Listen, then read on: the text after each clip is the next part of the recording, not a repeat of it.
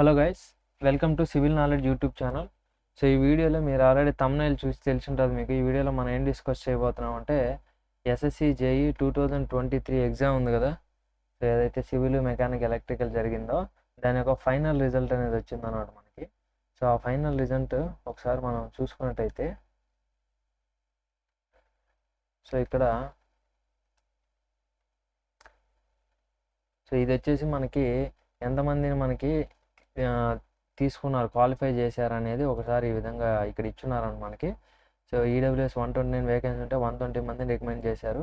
ఎన్ని వేకెన్సీస్ అంతమంది రికమెండ్ చేసి తర్వాత ఎక్స్ట్రాగా సో మనకి అంటే ఇంక్లూడ్స్ దీంట్లోనే మనకి 71 EWS 5 SC next ST OBC 313 ఇవన్నీ కూడా మనకి అన్రిజర్వ్డ్ కింద తీసిపోయినాయి. ఎందుకంటే అన్రిజర్వ్డ్లో ఎవరైనా ఏ క్యాస్ట్ అయినా కూడా వస్తుంది కాబట్టి వీళ్ళ కోసం తీసిపెట్టినారు.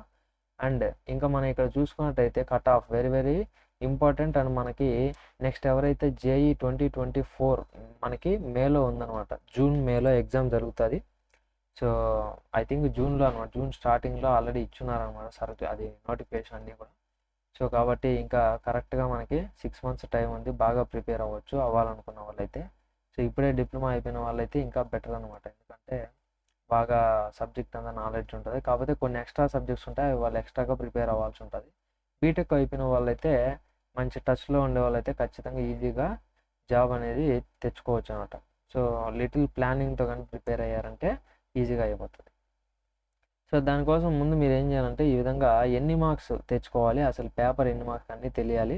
కానీ ఆల్మోస్ట్ అందరికీ నేను తెలుసు అనుకుంటున్నాను. పేపర్ 1 పేపర్ 2 రెండు ఉంటాయన్నమాట. పేపర్ 1 వచ్చేసి మనకి 200 మార్క్స్ ఉంటుంది. Next 120 minutes time. నెక్స్ట్ అలాగే పేపర్ 2 వచ్చేసి మనకి 300 మార్క్స్కి ఉంటుంది అనమాట. సో అది లాస్ట్ ఇయర్ అంటే ఈ ఇయర్కి బిఫోర్ అంతా ఎలా ఉన్నింది అని అంటే 2022 వరకు ఎలా ఉందంటే డిస్క్రిప్టివ్ ఉన్నింది. సో మనం క్వశ్చన్ రాయాలి, క్వశ్చన్ ఇస్తే ఆన్సర్ అనేది మన ప్రాబ్లమ్స్ లాగా ఉంటుంది. ఇప్పుడు మనం ఇందాక మన వీడియోలో చెప్పుకుంటాం ఆర్సీసీ ప్రాబ్లమ్స్, ఆ విధంగా రాయాలి. కాకపోతే ఈ 2023 నుంచి మాత్రం మనకి ఏం చేశారు స్పెషల్గా అంటే అవి కూడా ఆబ్జెక్టివ్ టైప్ బిట్స్ ఇచ్చేసారనమాట, ఒక్కోదానికి 3 marks ఇచ్చేసి. ఓకే, సో కాబట్టి ఇక్కడ మనం చూసుకుంటే సో ఈ మార్క్స్ చూడండి ఒకసారి, cut off marks paper 1 paper 2 కలిపి ఈడబ్ల్యూఎస్కి అయితే ఇక్కడ బీఈడి అని ఉండే ఏంటంటే ఇవి ఇక్కడ చూడండి. సో ఈ బీఈడి అంటే ఈ డిపార్ట్మెంట్స్ అనమాట. ఏ డిపార్ట్మెంట్స్ అంటే జాబ్కి సంబంధించిన డిపార్ట్మెంట్స్. ఇక్కడే ఉందన్నమాట, ఇది చూపిస్తాను ఒకసారి.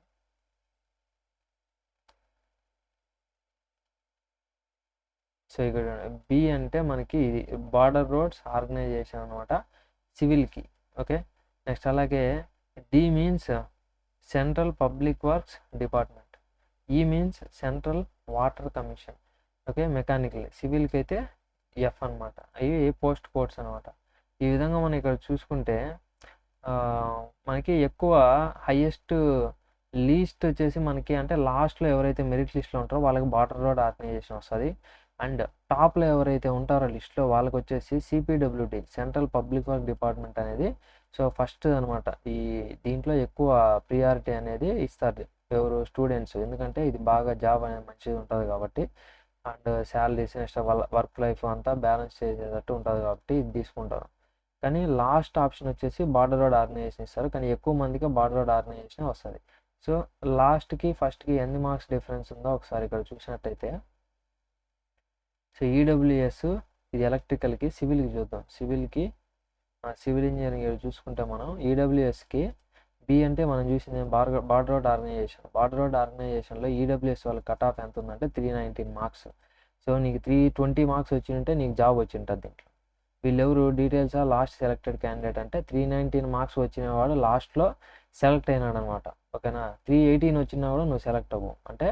సో నెక్స్ట్ నువ్వు టార్గెట్, నువ్వు ఒకవేళ ఈడబ్ల్యూఎస్ కేటగిరీ అయితే నువ్వు ఇప్పుడు వీడియో చూసినప్పుడు నువ్వు నెక్స్ట్ నీకు జాబ్ రావాలంటే నువ్వు ఎన్ని మార్క్స్ టార్గెట్ పెట్టుకోవాలి అని అంటే 320 కాదు, ఎందుకంటే ఈ ఇయర్ 319 ఉంది, మనం చెప్పలేము మారుతూ ఉంటుంది కాబట్టి. నువ్వు అట్లీస్ట్ ఒక 330 మార్క్స్కి టార్గెట్ పెట్టుకొని ప్రిపేర్ అయినావు అంటే 330 మార్క్స్కి నీకు 320 అలా వచ్చినా కూడా నీకేమి ప్రాబ్లం అనేది ఉండదు.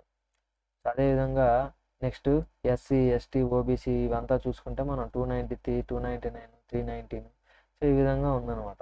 ఈడబ్ల్యూఎస్కి ఓబీసీ ఏం తేడా లేదు, రెండు కూడా 399 అనమాట లాస్ట్. సో కాబట్టి ఓబీసీ అయినా ఈడబ్ల్యూఎస్కి అయినా 330 మార్క్స్ కరెక్ట్గా నువ్వు తెచ్చుకునేటట్టు ప్రిపేర్ అయినావు అంటే సో నీకు జాబ్ అనేది 99% కన్ఫర్మ్ అని చెప్పొచ్చు మనం దీన్ని. ఓకే, అన్రిజర్వ్డ్ అయితే మాత్రం నువ్వు ఖచ్చితంగా మనకు చెప్పలేము. ఇప్పుడైతే 325 అని ఉంది. సో కానీ మనం పెరగచ్చు తగ్గచ్చు కాబట్టి ఒక 340 మార్క్స్ అలా వచ్చాయంటే సేఫ్ సైడ్ అనమాట అన్రిజర్వ్డ్ ఓసీ వాళ్ళు. ఓకే, ఇది వచ్చేసి మనకి బార్డర్ రోడ్ ఆర్గనైజేషన్కి. అదేవిధంగా డి అంటే మనం చూసిందేమో కూడా public works department. Okay, central public works CPW.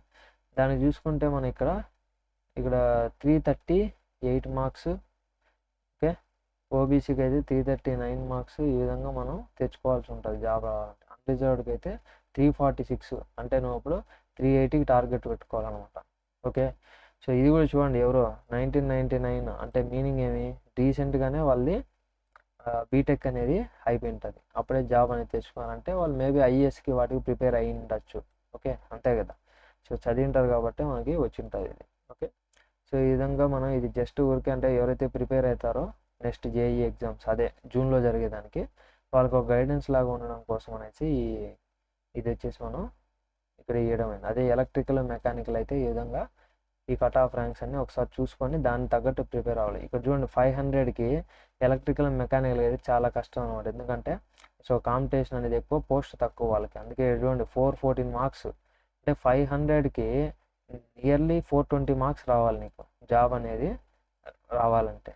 Okay, 380 కూడా ఉంది. ఇవి కొన్ని మన క్యాస్ట్ని బట్టి మారుతూ ఉంటుంది, అండ్ అలాగే ఆ పోస్ట్ని బట్టి కూడా కట్ ఆఫ్ అనేది మారుతూ ఉంటుంది. కానీ వీళ్ళతో కంపేర్ చేస్తే సివిల్ కొంచెం ఈజీనే, ఎందుకంటే పోస్ట్ ఎక్కువ ఉంటాయి, కాంపిటీషన్ ఎక్కువ ఉంటుంది, కానీ పోస్టులు ఎక్కువ ఉంటాయి అనమాట. అది ప్రాబ్లం. వీళ్ళకైతే పోస్ట్ చాలా తక్కువ ఉంటాయి మెకానికల్ ఎలక్ట్రికల్కి. ఓకే, సో ఇక్కడ చూసుకుంటే మనం వేకెన్సీస్ 6. ఓకే, అలా. కానీ ఇక్కడ చూసుకుంటే మనం వేకెన్సీస్ అనేవి 43 అలా ఉంటాయి కాబట్టి ఈ కట్ ఆఫ్ అనేది తక్కువ కొంచెం. ఓకే, సో ఇది వచ్చేసి ఇన్ఫర్మేటివ్ అనుకుంటున్నాను. మీకు పీడిఎఫ్ కావాలంటే మెయిన్ ఎస్ఎస్సి జేఈ కమిషన్ వెబ్సైట్లోకి వెళ్ళి ఫస్ట్లోనే ఉన్నాను. జాన్ 5th వచ్చింది మనకి రిజల్ట్ అనేది. సో నిన్న వచ్చిందనమాట. So thank you for watching this video guys. Me SSC JEE friends ఎవరైనా ఉంటే వాళ్ళకి షేర్ చేయడం మర్చిపోద్దండి. సో కమెంట్స్లో ఏమన్నా మీకు ఏమైనా చెప్పాలనిస్తే కమెంట్లో చెప్పండి. Thank you for watching.